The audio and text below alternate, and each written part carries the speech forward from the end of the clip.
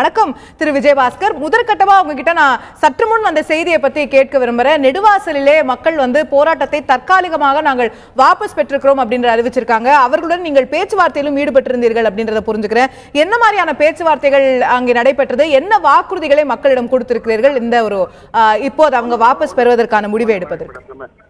நான் நெடுவாசல் அந்த போராட்ட களத்துல தான் நான் அவர்களோட போராட்ட களத்துல நான் அவர்களோட தான் இருக்கிறேன். அந்த அவர்களோட தான் ஏற்கனவே நம்முடைய மாண்புக்கு தமிழ்நாடு முதலமைச்சர் மரியாதைக்குரிய எடப்பாடி பழனிசாமி அவர்கள் ஏற்கனவே என்ன உறுதி அளித்தார்களோ அந்த உறுதியின் அடிப்படையில் மாண்புமிகு அம்மாவுடைய அரசு விவசாயிகள் பாதிக்கின்ற பொதுமக்கள் பாதிக்கின்ற எந்த ஒரு திட்டத்தையும் தமிழ்நாட்டிலே செயல்படுத்த மாட்டோம் என்ற உறுதியை ஏற்கனவே அம்மா அவர்களும் அறிவித்திருந்தார்கள். அம்மா வழியில் இருக்கக்கூடிய நம்முடைய அரசும் அதை அறிவித்திருக்கிறது.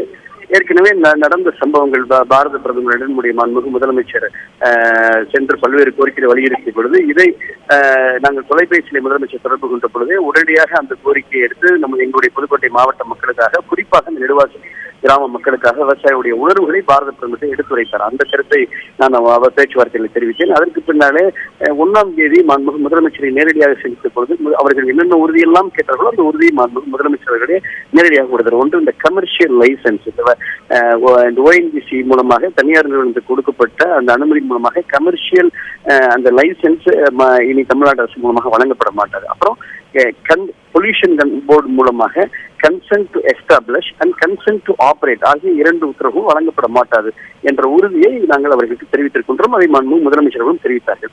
ஏற்கனவே முதலமைச்சருடைய செய்தி குறிப்பும் இதை வெளியிட்டிருக்கிறது. ஆக இந்த கருத்துக்களை அவரிடத்தில் நாங்கள் எடுத்து வைத்தோம். ஆக அரசினுடைய உறுதியை ஏற்று மாண்புமிகு அம்மாவுடைய அரசு, தமிழக அரசுடைய உறுதியை ஏற்று அவர்கள் போராட்டத்தை தற்பொழுது வாபஸ் பெற்றுள்ளதாக அதிகாரப்பூர்வமாக நெடுவாசல் களத்தில் இருந்து 22 நாட்கள் அவர்கள் நடத்திய அந்த உணர்வுகளை அரசு புரிந்து கொண்டிருக்கிறது. நாங்கள் மாநில அரசினுடைய உணர்வுகளை புரிந்து கொண்டதற்கு நன்றி. நீங்கள் எடுத்த அமைச்சர் எடுத்த மாண்புமிகு முதலமைச்சர் எடுத்த பல்வேறு நடவடிக்கைகள் நன்றி. தலைமைச் செயலாளர்கள் எல்லாம் எடுத்து உறுதிமொழிக்கெல்லாம் நன்றி என்று சொல்லி அவர்கள் போராட்டத்தை முடித்துக் கொண்டிருக்கிறார்கள். என்னோடு மாவட்ட ஆட்சித்தலைவர், சிவகங்கை நாடாளுமன்ற உறுப்பினர், சட்டமன்ற உறுப்பினர்கள், முன்னாள் சட்டமன்ற உறுப்பினர், காவல்துறை கண்காணிப்பாளர், DRO எல்லாருமே இருக்கிறாங்க மேடம். ரைட். நெடுவாசல்ல இருக்கக்கூடிய நிலையை நேரடியாக தகவல்களை சொன்னீங்க. நான் வரவிருக்கக்கூடிய RK நகர் இடைத்தேர்தல் தொடர்பாகவும் சில கேள்விகளை உங்ககிட்ட முன்வைக்க விரும்புறேன். இந்த RK நகர் இடைத்தேர்தல் என்பது சசிகலா அவர்களுடைய தலைமைக்காக வந்திருக்கக்கூடிய ஒரு டெஸ்ட் என்ற பார்வை, அதையும் தாண்டி போராட்ட களத்துல நான் இங்க இருக்கிறேன் மேடம். கொஞ்சம் இந்த கேள்விகள் மட்டும் போதும். நான் அவர்களோட இருக்கிறேன், அந்த மையத்தை பொதுமக்கள் மத்தியில நான் இருக்கிறேன். அதனால இந்த போராட்ட சம்பந்தமா நீங்க என்கிட்ட கேள்விகள் கேளுங்க.